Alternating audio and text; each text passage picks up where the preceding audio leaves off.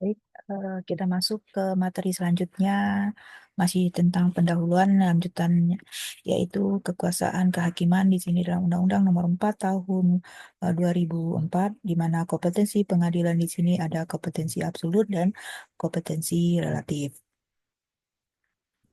Kompetensi absolut di sini adalah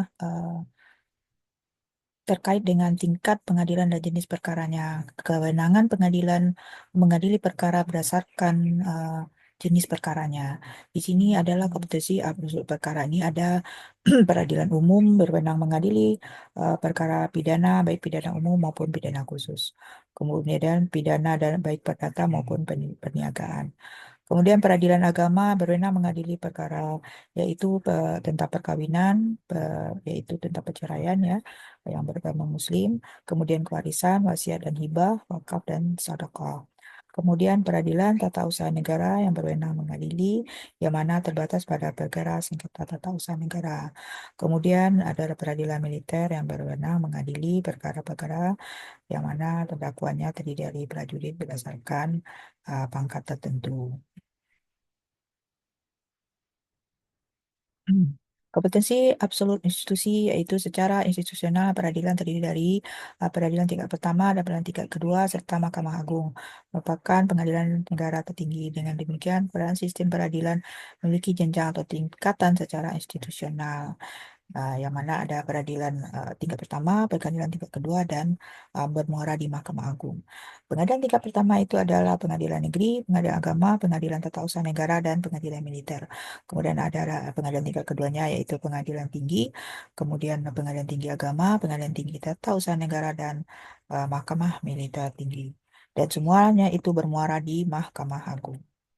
Kemudian ada kompetensi relatif terkait wilayah hukum satu pengadilan, yaitu ada kompetensi relatifnya itu berdasarkan di mana wilayah hukum perkara tersebut, baik itu wilayah hukum tergugat atau objeknya.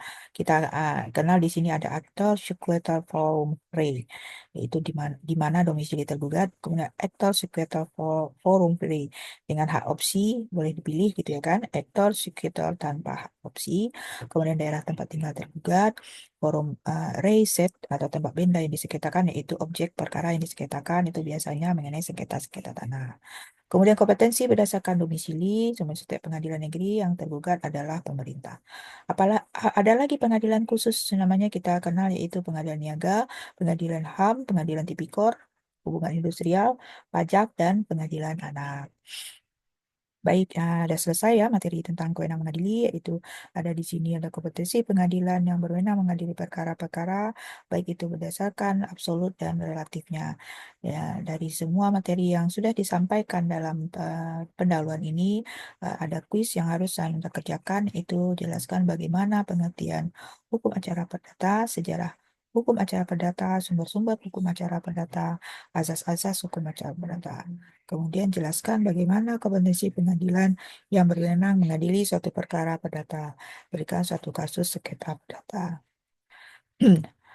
Kesimpulan yang saya ambil ya dari materi ini adalah hukum acara perdata adalah bagaimana proses perkara perdata di pengadilan dari memasukkan satu gugatan ke pengadilan, pemeriksaan perkara sampai dengan putusan dengan bantuan hakim, di mana hakim bersifat pasif. Sebelum memasukkan gugatan ke pengadilan, diperhatikan dulu kompetensi pengadilan yang berwenang mengadili perkara tersebut.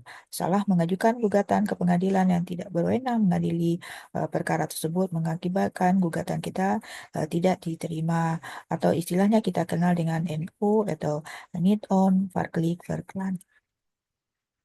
Tugasnya dari satu kasus ya Anda kerjakan di sini ada uh, perjanjian kerjasama bisnis antara A dan B melakukan hubungan kerja dengan perjanjian di bidang perdagangan jual beli ayam sejak tahun 2019.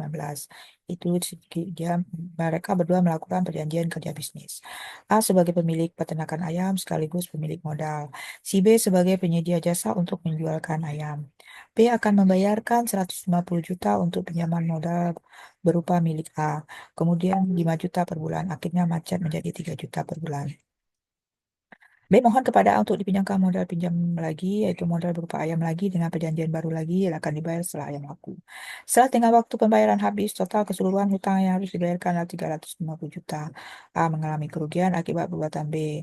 Pertanyaan apa yang dilakukan oleh A, kemudian apa yang harus dikerjakan. Baiklah ya, tugasnya untuk dikerjakan ya. Kita ketemu lagi minggu depan. Materi untuk pendahuluan sudah selesai. Kita masuk ke tahapan selanjutnya, yaitu bagaimana tentang gugatan dan permohonan. Bagaimana kita nanti periode berikutnya untuk berdiskusi mengenai bagaimana membuat suatu gugatan. Baik, saya tutup ya. Wabillahi taufiq wal hidayah. Assalamualaikum warahmatullahi wabarakatuh.